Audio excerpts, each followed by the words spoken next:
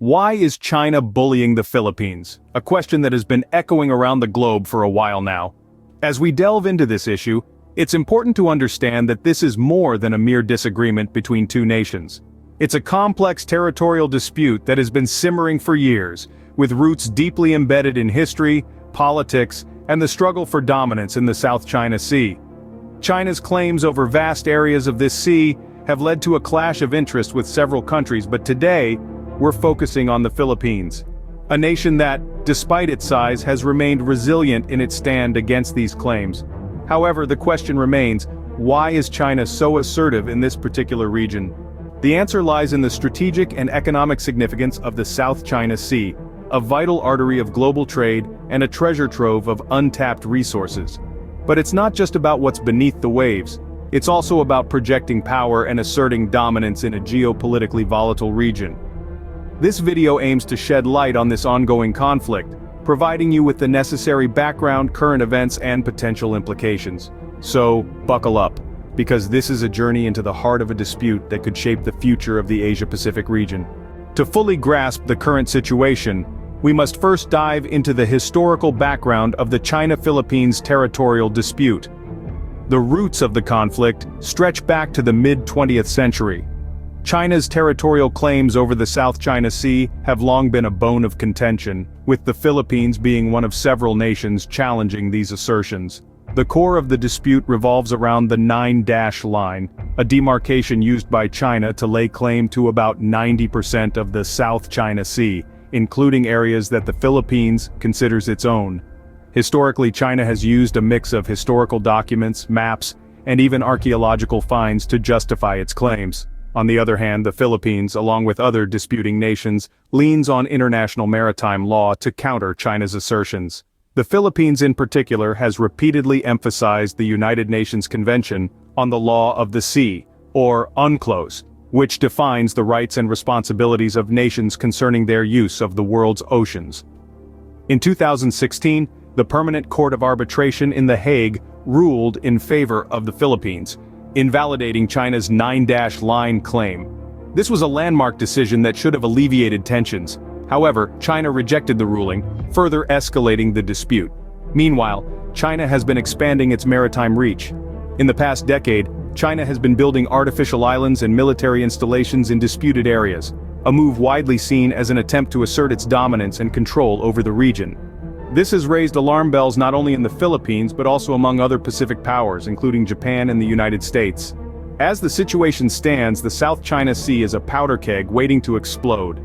The risk of accidental conflict is high, and the stakes are even higher. With tensions particularly high around the Philippine-held Scarborough Shoal and the Japanese-held Senkaku Islands, the situation is delicate and could easily tip into full-blown conflict. With this historical background, we can better understand the present-day conflict. Now that we have the context, let's delve into the recent developments that have escalated tensions.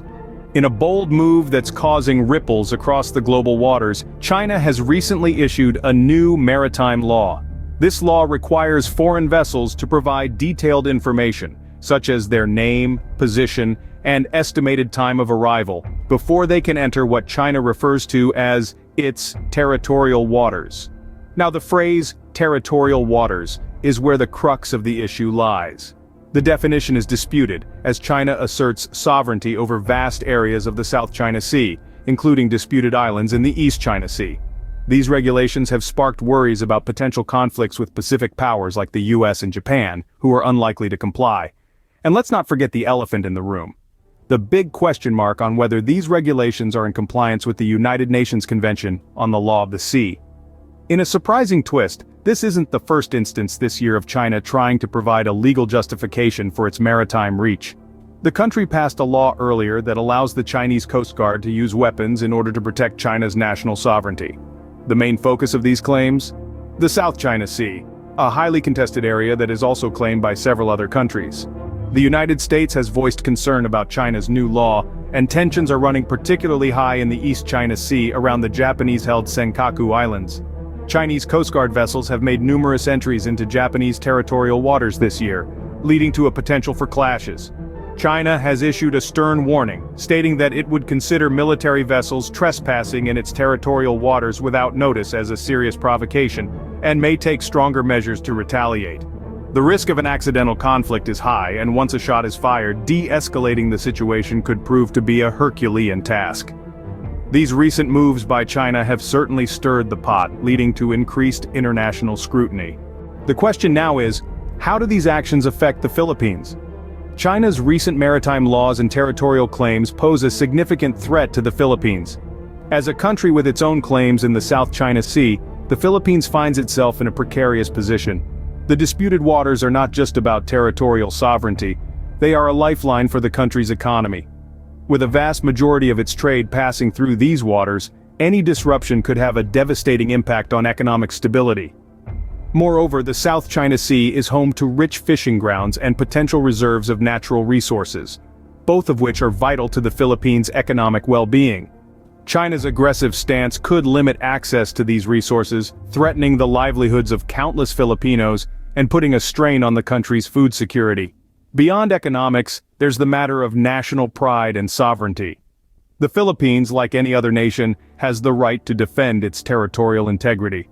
China's actions are seen by many Filipinos as a direct infringement on their country's sovereignty, leading to rising nationalistic sentiments and calls for a stronger response. And how has the Philippines responded? It's been a delicate balancing act. On one hand, the country has sought to assert its territorial rights, backed by an international tribunal ruling in its favor. On the other, it's had to maintain a diplomatic relationship with China, a powerful neighbor and significant economic partner. But this tightrope walk is fraught with risks. Any misstep could escalate tensions, leading to potential conflict. It's a classic case of being stuck between a rock and a hard place. The Philippines has to protect its interests and sovereignty without provoking an outright confrontation. In this geopolitical chess game, the Philippines is not just a pawn, but a player, making strategic moves and alliances to safeguard its interests. But it's a high-stakes game, and the outcome is far from certain. The Philippines, caught in the crossfire, faces a complex and challenging situation. As we look to the future, what could these developments mean for the Philippines, the region, and the world at large? The geopolitical chessboard is complex, and the moves that China is making are not without implications. The risk of conflict escalation is palpable. With each incursion into disputed waters, the tension ratchets up a notch. The presence of military vessels, the posturing, the territorial claims, all these have the potential to spark a conflict that could quickly spiral out of control. An accidental clash could lead to a situation that's difficult to de-escalate. The stakes are high, and the world watches with bated breath. But there's more than just the threat of physical conflict. There's the question of international law. The United Nations Convention on the Law of the Sea is a cornerstone of maritime legislation, but China's new regulations seem to be in a gray area. The enforcement of these laws and the protection of territorial sovereignty are crucial for maintaining peace and order in the region. Yet, amidst the uncertainty, there are paths forward. Diplomacy could play a critical role in resolving the dispute. Open dialogues, negotiations, multilateral discussions, these could serve as avenues for peaceful resolution. The involvement of the international community in mediating the dispute could also be beneficial. Another potential path forward could be the development of shared resources. The disputed waters are rich in resources, and their shared utilization could foster cooperation and mutual benefit, turning a point of contention into a point of convergence. This, of course, would require mutual agreement, respect, and adherence to international maritime laws. The future is a foggy landscape, filled with potential challenges and opportunities. The path the Philippines, China, and the rest of the world choose to walk will significantly shape the geopolitical landscape of the region. The future remains uncertain, but one thing is clear: the resolution of this dispute will have far-reaching implications. In conclusion, the question, why is China bullying the Philippines, is rooted in a complex interplay of history, power, and territorial claims. We've journeyed through the historical context, highlighting the centuries-old disputes that have festered into present-day tensions. We've dissected the recent developments, casting light on China's assertive maritime laws and their implications on the Pacific powers. We've also explored the direct impact on the Philippines, painting a picture of the consequences faced by our Southeast Asian nation. Further, we've delved into the potential future implications, underlining the ripple effects that could sway the balance of power in the region and beyond. This issue is more than a question of bullying. It's about understanding the dynamics of international politics, the push and pull of power, and the constant dance of diplomacy and strategy. As we continue to monitor the situation, it is crucial to understand the dynamics at play. Knowledge, after all, is the first step towards resolution.